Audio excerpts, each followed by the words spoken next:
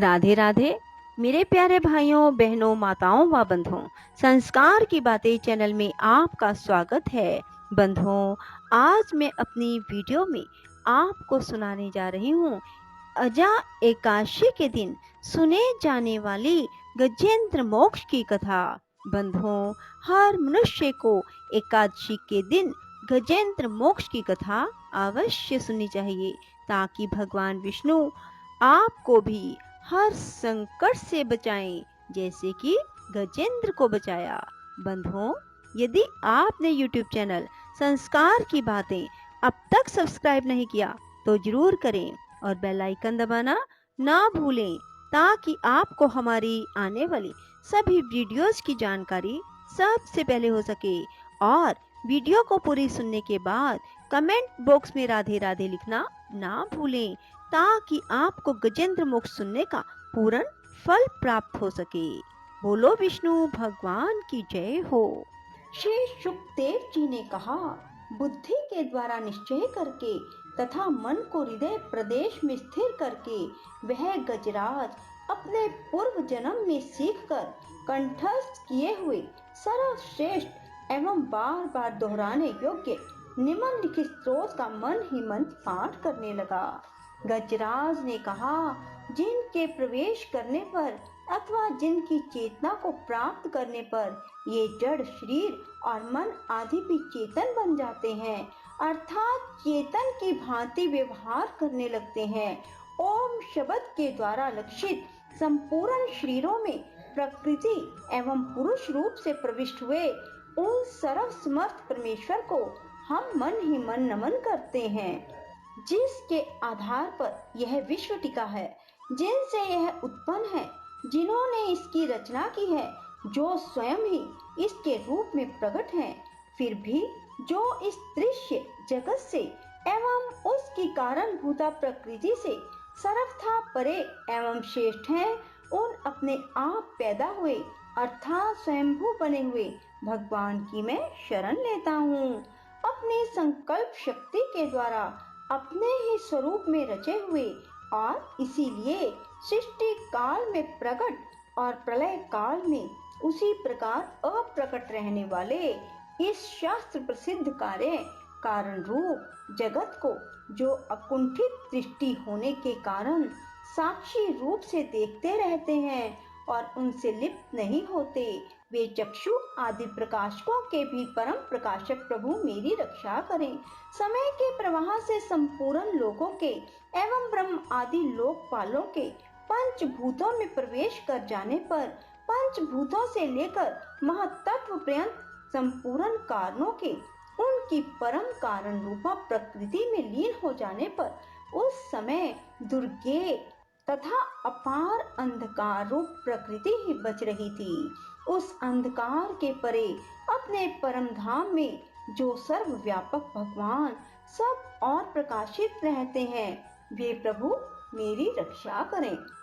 भिन्न भिन्न रूपों में नाट्य करने वाले अभिनेता के वास्तविक स्वरूप को जिस प्रकार साधारण दर्शक नहीं जान पाते, उसी प्रकार सत्व प्रधान देवता अथवा ऋषि भी जिनके स्वरूप को नहीं जानते, फिर दूसरा साधारण जीव तो कौन जान सकता है अथवा वर्णन कर सकता है। ऐसे वे दुर्गम चरित्र वाले प्रभु मेरी रक्षा करें। आसक्ति सर्वथा छूटे हुए संपूर्ण प्राणियों में आत्म बुद्धि रखने वाले सबके अकारण हेतु एवं अतिशय साधु स्वभाव मुनिगण, जिनके परम मंगलमय स्वरूप का साक्षात करने की इच्छा से वन में रहकर अखंड ब्रह्मचर्य आदि अलौकिक व्रतों का पालन करते हैं, वे प्रभु ही मेरी गति है। जिनका हमारी तरह कर्म के कारणवश ना तो जन्म होता है, ना जिनके द्वारा अहंकार द्वारा प्रेरित कर्म ही होते हैं, जिनके निर्गुण स्वरूप का ना तो कोई नाम है ना रूप, फिर भी जो समय अनुसार जगत की सृष्टि एवं प्रलय के लिए अपनी इच्छा से जन्म आदि को स्वीकार करते हैं, उन अनंत शक्ति संपन्न पर ब्रह्म परमेश्वर को नमस्कार है। और प्राकृत आकार रहित अनेकों आकार वाले अद्भुत कर्मा भगवान को बार बार नमस्कार है। स्वयं प्रकाश साक्षी परमात्मा को नमस्कार है। उन प्रभु को जो मन वाणी चित्त वृत्तियों से सर्वथा परे हैं, उनको बार बार नमस्कार है।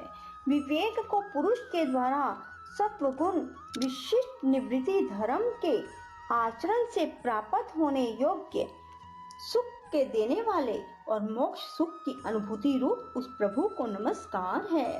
सत्व गुण को स्वीकार करके शांत, रजोगुण को स्वीकार करके घोर, तमोगुण को स्वीकार करके मूढ़ की भांति प्रतीत होने वाले भेद रहित सदा संभाव से स्थित ज्ञान घन उन प्रभु को नमस्कार है।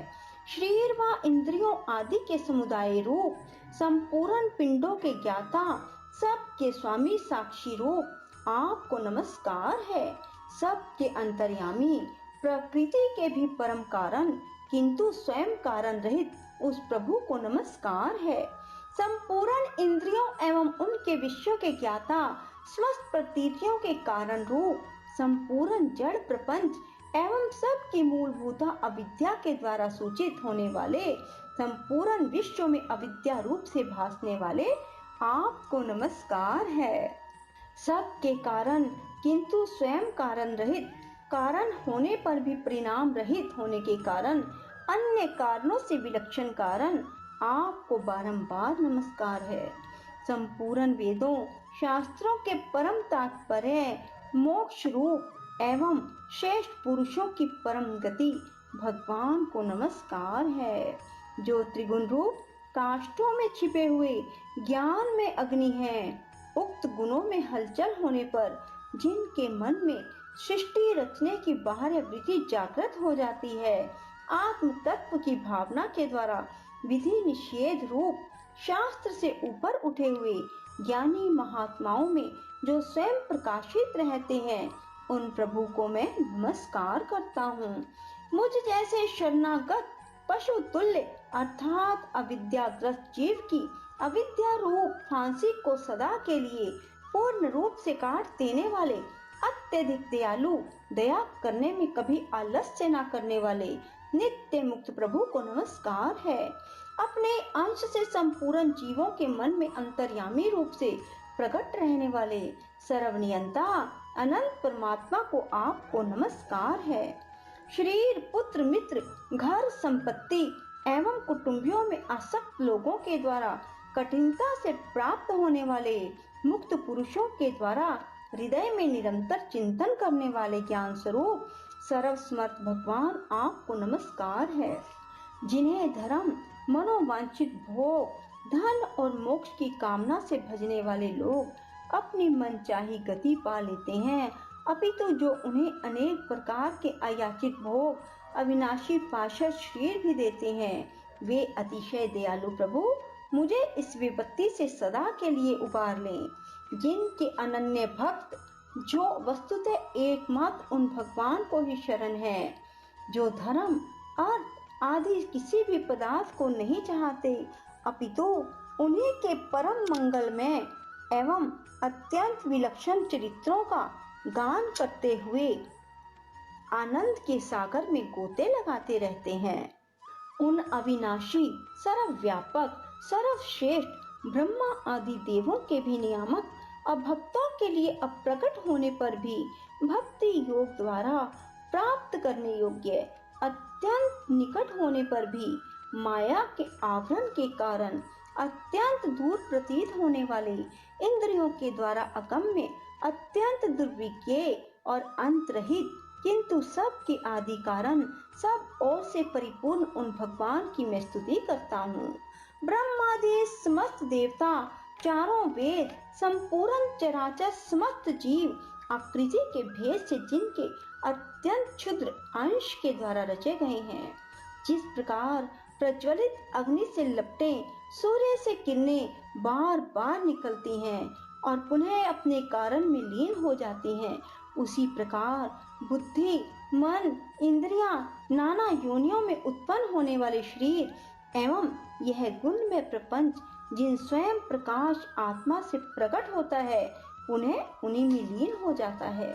वे भगवान वास्तव में ना तो देवता है, ना असुर, ना मनुष्य, ना तिर्यक, ना वे स्त्री, ना पुरुष, ना नपुंसक ही हैं, ना वे कोई जीव जिनका इन तीनों ही श्रेणियों में समावेश ना हो सके।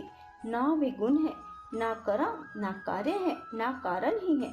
सब का निषेध हो जाने पर जो कुछ बचा रहता है वही उनका स्वरूप है। वे ही सब कुछ हैं। ऐसे भगवान मेरे उद्धार के लिए आविर्भूत हूँ। मैं इस ग्रह के चंगुल से छूटकर जीवित रहना नहीं चाहता, क्योंकि भीतर और बाहर सब ओर से अज्ञान के द्वारा ढके हुए उस हाथी के शरीर से मुझे क्या लेना देना है। मैं तो आत्मा के प्रकाश को ढक देने वाले उस अज्ञान की निवृत्ति चाहता हूँ, जिसका काल कर्म से अपने आप नाश नहीं होता, अपितु तो भगवान की दया से अथवा ज्ञान के उदय से होता है। इस प्रकार मोक्ष का अभिलाषी मैं विश्व के रचिता, स्वयं विश्व के रूप में प्रकट तथा विश्व से सर्वथा परे, विश्व को खिलौना बनाकर खेलने वाले, विश्व में आत्म रूप से व्याप्त अजन्मा, सर्वव्यापक एवं प्राप्त होने योग्य वस्तुओं में सर्वश्रेष्ठ श्री भगवान को प्रणाम करता हूँ। उनकी शरण में हूँ जिन्होंने भगवत भक्ति रूप योग के द्वारा कर्मों को जला डाला है। वे योगी लोग उसी योग के द्वारा शुद्ध किए हुए और अपने हृदय में जिन्हें प्रकट हुआ देखते हैं, उन योगेश्वर भगवान को नमस्कार करता हूँ। जिनकी त्रिगुण आत्मक शक्तियों का राग रूप वेग असह है, जो संपूर्ण इंद्रियों के विषय रूप में प्रतीत हो रहे हैं, जिनकी इंद्रियां विषयों में ही रची बची रहती हैं, ऐसे लोगों को जिनका मार्ग भी मिलना असंभव है, उन शरणागत रक्षक एवं अपार शक्तिशाली आपको बार बार नमस्कार है। जिनकी अविद्या नाम शक्ति के कार्य रूप अहंकार से ढके हुए अपने स्वरूप को यह जीव जान नहीं पाता, उन अपार महिमा वाले भगवान की मैं शरण में हूँ। श्री सुखदेव जी ने कहा, जिसने पूर्वोक्त प्रकार से भगवान के भेद रहित निराकार स्वरूप का वर्णन किया है, उस गजराज के समीप जब ब्रह्मा आदि कोई भी देवता नहीं आए, जो भिन्न भिन्न प्रकार के विशिष्ट विग्रहों को ही अपना स्वरूप मानते हैं, तब साक्षात श्री हरि, जो सबके आत्मा होने के कारण सर्वदेव स्वरूप हैं, प्रकट हो गए। उपयुक्त गजराज को इस प्रकार दुखित देखकर तथा उसके द्वारा गाई हुई स्तुति को सुनकर सुदर्शन चक्रधारी चक्रधार भगवान इच्छा अनुरूप वेग से चलने वाले गरुड़ जी की पीठ पर सवार हो स्तवन करते हुए देवताओं के साथ तत्काल उस स्थान पर पहुंच गए जहां पर वह हाथी था। सरोवर के भीतर महाबली ग्राहक के द्वारा पकड़े जाने पर दुखी हुए उस हाथी ने आकाश में गरुड़ की पीठ पर चक्र को उठाए हुए भगवान श्री हरि को देखकर अपनी सूंड को, जिसमें उसने पूजा के लिए कमल का फूल ले रखा था, उसे ऊपर उठाया और बड़ी ही कठिनता से सर्व पूज्य भगवान नारायण आपको नमस्कार है, यह वाक्य कहा। उसे पीड़ित देखकर अजन्मा श्री हरि एकाएक गरुड़ को छोड़कर नीचे सरोवर पर उतर आए। वे दया से प्रेरित हो ग्रह सहित उस गजराज को तत्काल सरोवर से बाहर निकाल लाए और देवताओं के देखते देखते अपने चक्र से उस ग्रह का मुख काटकर उसके चंगुल से हाथी को उबार लिया। बोलो विष्णु भगवान की जय। राधे राधे। जय श्री कृष्णा। बंधुओं, यदि आपको हमारी वीडियो पसंद आए तो इसे लाइक करें और शेयर भी जरूर करें। धन्यवाद।